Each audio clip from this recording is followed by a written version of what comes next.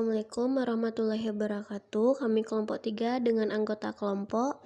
Yang pertama ada Azizah Fatika Sari, yang kedua Disa Samuktikemi, yang ketiga Ragil Fahlil Agozan, keempat Vela Febriani. Dengan judul materi tantangan dan peluang perbankan syariah di Indonesia. Materi yang pertama, perkembangan industri perbankan syariah di Indonesia. Industri perbankan syariah di Indonesia menunjukkan pertumbuhan yang beragam seiring dengan dinamika ekonomi nasional. Perkembangan sektor ini didukung oleh regulasi yang ditetapkan pemerintah serta kebijakan dari otoritas perbankan. Salah satu dasar hukum utama yang menandai awal kemajuan perbankan syariah adalah Undang-Undang Nomor 21 Tahun 2008 tentang Perbankan Syariah yang diundangkan pada 16 Juli 2008. Undang-undang ini memberikan dasar hukum yang kuat bagi pertumbuhan industri perbankan syariah di Indonesia, sehingga mendorong akselerasi perkembangan sektor ini. Hingga saat ini, pertumbuhan perbankan syariah terus diperkuat oleh dukungan otoritas jasa keuangan, yang mengarah pada penciptaan industri perbankan syariah yang sehat, berkelanjutan, dan berperan aktif dalam mendukung pembangunan ekonomi nasional yang berkualitas. Selanjutnya ada materi tantangan perbankan syariah di Indonesia. Yang pertama ada pengembangan kelembagaan. Sampai saat ini, kelembagaan perbankan syariah belum sepenuhnya mapan. Beberapa hasil perlu dibenahi, terutama dalam hal manajemen, tugas dan wewenang, peraturan, dan struktur keorganisasian. Yang kedua ada sosialisasi dan promosi. Di lapangan, cukup banyak masyarakat yang belum memahami secara utuh apa itu perbankan syariah. Yang ketiga, perluasan jaringan kantor.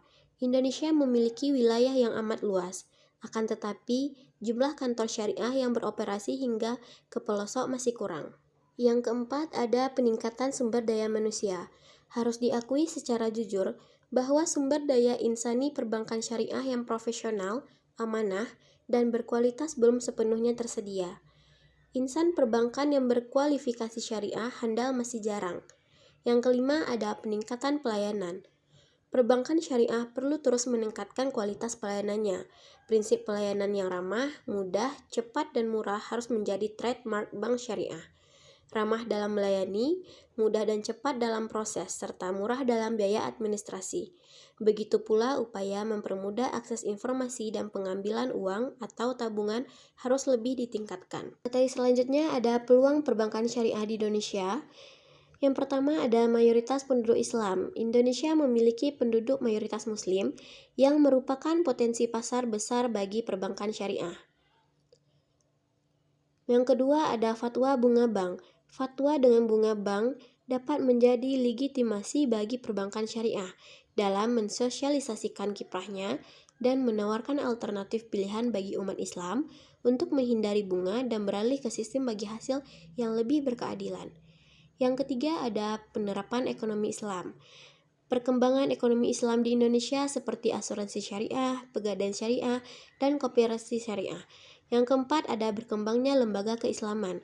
Berkembangnya lembaga keislaman seperti Partai Islam, Sekolah Tinggi Ekonomi Islam, dan perguruan tinggi yang membuka jurusan ekonomi Islam dapat mendukung kemajuan bank syariah dan mencetak kader-kader ekonomi dan bankir Islam. Selanjutnya yaitu pengaruh globalisasi terhadap perbankan syariah.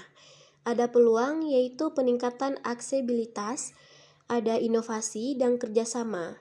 Kerjasama di sini yaitu globalisasi memungkinkan perbankan syariah melakukan kerjasama dengan lembaga keuangan syariah lainnya di seluruh dunia. Dan ada juga tantangan perbankan syariah di Indonesia. Yang pertama itu ada persaingan. Globalisasi meningkatkan persaingan antara perbankan syariah dan perbankan konvensional. Selanjutnya ada akses produk keuangan syariah global dan perbedaan regulasi. Perbedaan regulasi dan standar antara negara-negara menjadi tantangan bagi perbankan syariah. Dampak globalisasi. Yang pertama itu ada peningkatan kompetisi. Perbankan konvensional telah mulai menawarkan produk yang mengikuti prinsip syariah, sehingga meningkatkan persaingan dalam merebut pangsa pasar. Yang kedua ada penerapan prinsip ekonomi syariah. Globalisasi meningkatkan pentingnya penerapan prinsip ekonomi syariah dalam industri keuangan global. Terima kasih. Assalamualaikum warahmatullahi wabarakatuh.